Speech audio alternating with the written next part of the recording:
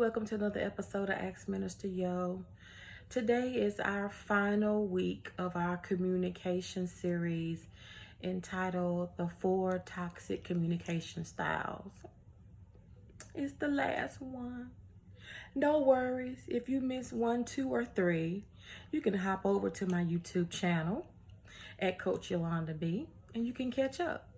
Click like and subscribe, and if it's been a blessing to you, please share it. Today we're going to talk about stonewalling, so let's jump in. So stonewalling occurs when a person feels emotionally overwhelmed to the point where they withdraw. They withdraw from the conversation, they shut down, and they stop responding to the person who's talking to them. That's where the term stonewalling comes from. Like you putting up a stone wall, because you're not getting through that stone wall. Just imagine that when you think about stonewalling. And the person on the other end of the conversation is feeling overwhelmed, can't take anymore. And instead of expressing that they need a break, they just shut down.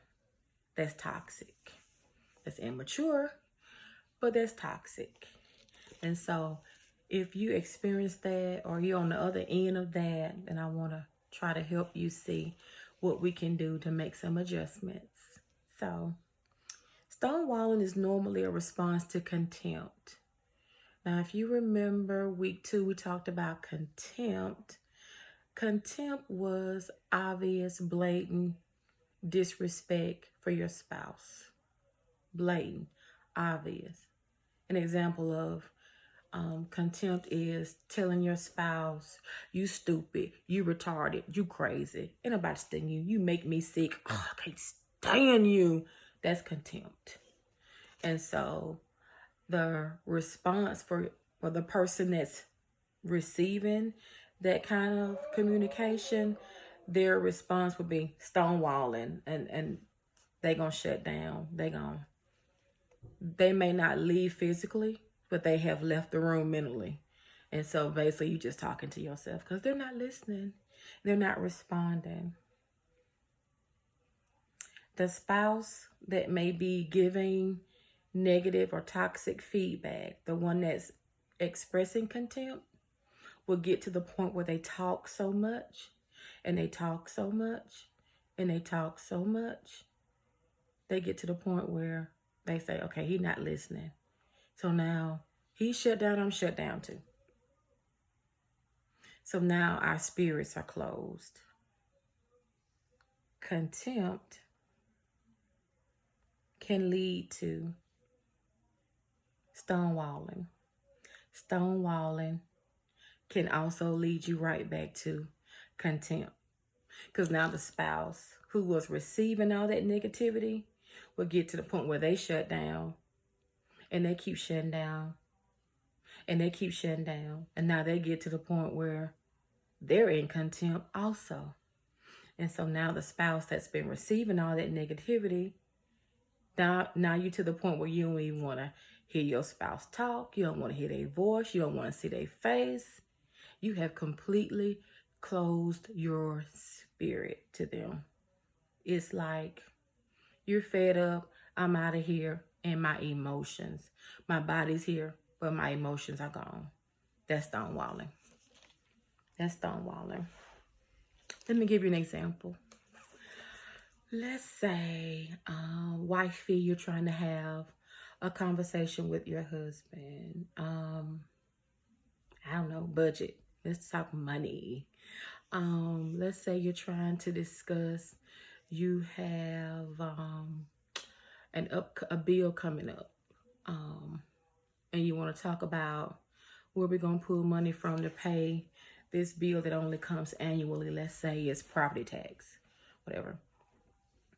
And you know that budget is a sticky subject for him. He hates talking about money, but we got to talk about it. So you bring up the subject. And he's to the point where in the beginning, he's listening, he's responding, and then you don't hear anything. You're like, hey, are you listening to me? He got his phone. You hear TikTok videos. He just done Left the whole meeting. He done. Now he on TikTok watching Are you listening, baby? Are you listening to me? Yeah, I'm listening. Or he looking past you watching television while you talking. That's stonewalling. Checked out. I'm checked out on purpose because I'm feeling overwhelmed by everything you talking about. I'm just feeling overwhelmed. I can't tell you that. I don't know how to tell you that. So I'm just going to check out. Ignore you while you talking. That's not only rude and immature, but that's toxic. So how do you fix it if you find yourself in that situation? You have to put yourself in your spouse's shoes. Let's say if you had something important you want to talk about, how would you feel if your wife did you the way you do her? What if you came home want to talk about how well the meeting went, how well the project went, and she turned the TV up, or she got on her phone, or she pulled out her phone and called somebody and talked to them while you talking? You would say, rude heifer. But when you do it, it's okay. No, it's not right. It's toxic. But you got to put yourself in their shoes. And you got to learn to treat people the way you want to be treated. If you need a break, if the conversation getting heavy, if the conversation getting deep, and you feeling overwhelmed, and you need a break, hey, just say, hey, I know this is important to you. We're going to come back to this, but right now, I need a break. Can we talk about this tomorrow when I get off work about 7 o'clock? Can we table this for now and come back and talk about it at that time? You need your spouse's permission to table the conversation. You do. And if you choose to table it, you need to bring it back up when you said you was going to bring it back up. They shouldn't have to chase you around the house to have a conversation that you agreed to have. Okay? We can do that. Nod your head. Yeah, I can do that. I can do that, Minister Yo. Be aware of your words and how you are feeling during the conversation. Because sometimes you can feel the overwhelming coming ahead of time. Don't wait till you get to the shutdown mode. Ahead of time, say, hey, that's a lot. I need a break. Okay, yeah, let's talk about this tomorrow. Don't go all the way to the shutdown mode. Remember that each one of you should have the right to say how you feel in your relationship without being judged or condemned. What do I mean by that? Let's say budget. Talking about property taxes and we got to pay them. The wife should have the right to say, the property tax is a little expensive. I think we should pull the money from entertainment for a couple of months and then we'll have the money to pay property tax. The husband might say, no, that's stupid. I think we ought to, whoa, see, now why she had to be stupid. You see what I'm saying? It's how you say what you say. She should be able to say how she feel and give her opinion without being judged, and vice versa.